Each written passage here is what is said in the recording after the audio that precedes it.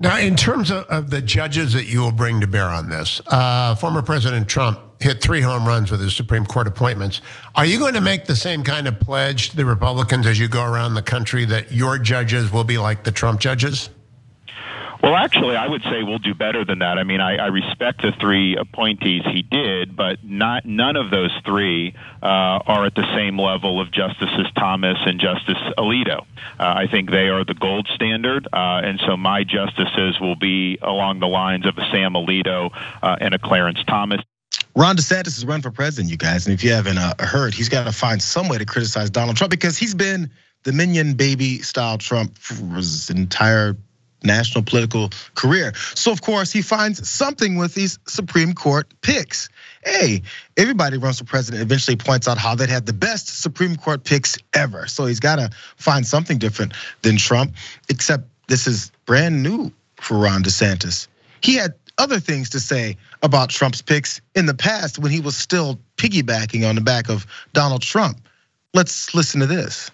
And I think that Donald Trump has done a better job appointing judges to both the US Supreme Court and the Appeals Court than any other president in my lifetime, including one of my heroes, Ronald Reagan. Including one of his heroes, Ronald Reagan. Donald Trump is the best ever. There's nothing he's ever done wrong, at least until you run against him for president and you find something to talk about. Here's what DeSantis said about Neil Gorsuch. Neil Gorsuch back in 2017. He says, if you created a nominee from scratch with the goal of filling Scalia's large shoes, such a nominee would look a lot like Neil Gorsuch. That's odd. This is what he said about Amy Coney Barrett. In case you guys didn't remember this, Amy Coney Barrett is also one of Donald Trump's appointees now in the Supreme Court. This is what he said also back in 2020. Donald Trump made an outstanding choice for the US Supreme Court in Judge Amy Coney Barrett, who has had an exemplary legal career and been a terrific judge. She'll apply the law of the Constitution faithfully and serve as an inspiration to millions of our fellow citizens. Crazy. Who is that guy? There's also an interview back in 2018 on Fox Business where he also complimented Brett Kavanaugh's top flight intellect and also his impeccable pedigree. That's what he felt about these nominees, which eventually became justices. But now he's got to find another angle. This is the question, though, you guys. I'll open this up to Adrian. You're our legal analyst off the jump.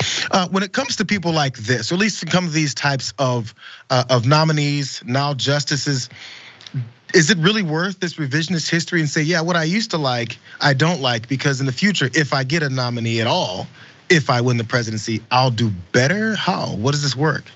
Yeah, no, the reality is that no one's really gonna fact check him in real time all the time. And so DeSantis feels completely comfortable and confident saying that Trump was inferior in his choices for who went to SCOTUS, even though at the time he thought that they were just as wonderful and as regal as Reagan's picks. It just really shows you that DeSantis will say what he needs to say in the moment in order to look a little bit more further right than Donald Trump. And that's what he's doing.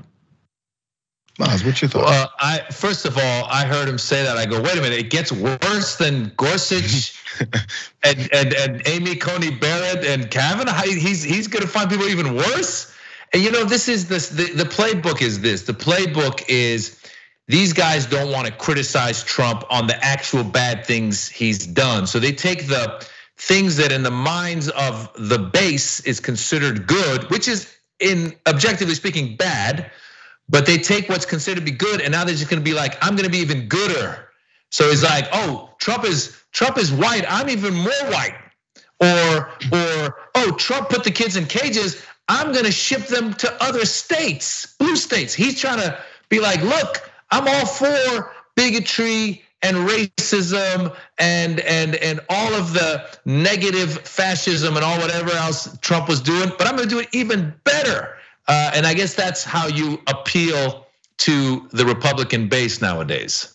Well, he also apparently found a way to have criticisms towards what's going on with these investigations, what they've discovered, these documents, which of course everyone has been talking about, which those could be wide open, but they need to hold on to this base. I was mentioning over the weekend, I wasn't able to go over it on Friday, but every single point, they have to hold on to the MAGA base so they can't anger them too much by calling Donald Trump exactly what it is. They can't come for the direct, even far be it agenda attacks on things that he had done as president. They have to go for something roundabout that maybe we have to imagine is in the future.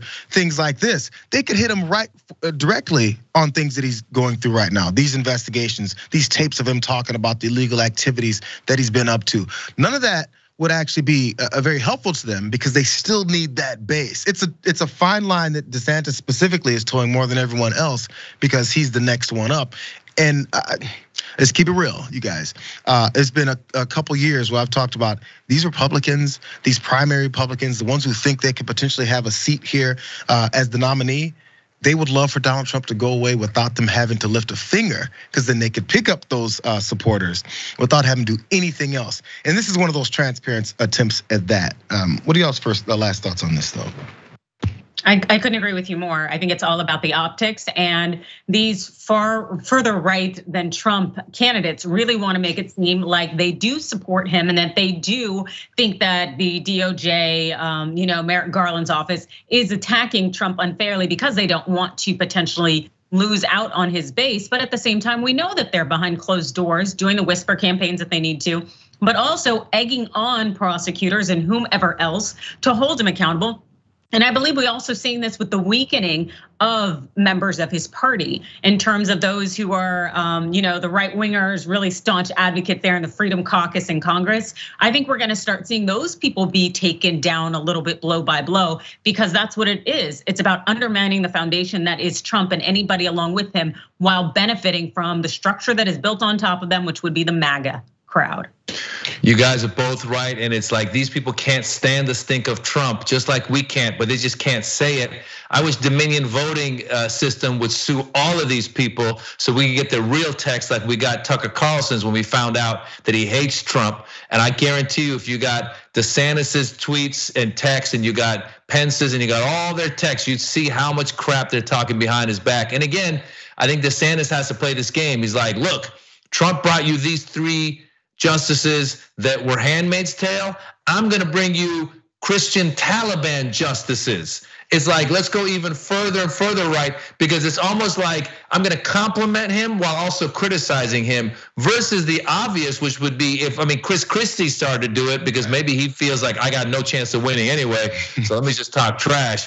But wouldn't it be fun to just watch them, like one of them just like have a, they can stay conservative as they want to be, but one of them just have this moment to be like, you know what, man?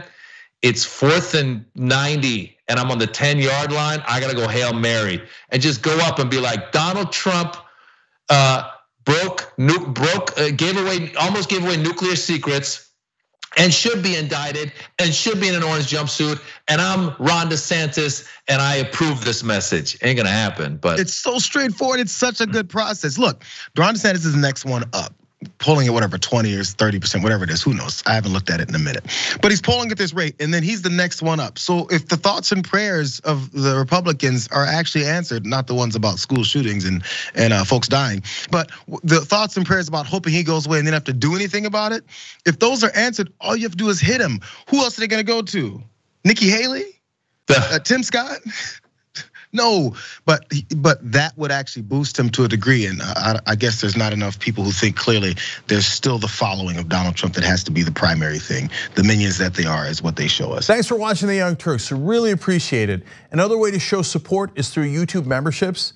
You'll get to interact with us more. There's live chat emojis, badges. You've got emojis of me, Anna, John, JR. So those are super fun. But you also get playback of our exclusive member-only shows and specials right after they air. So all of that, all you gotta do is click that join button right underneath the video. Thank you.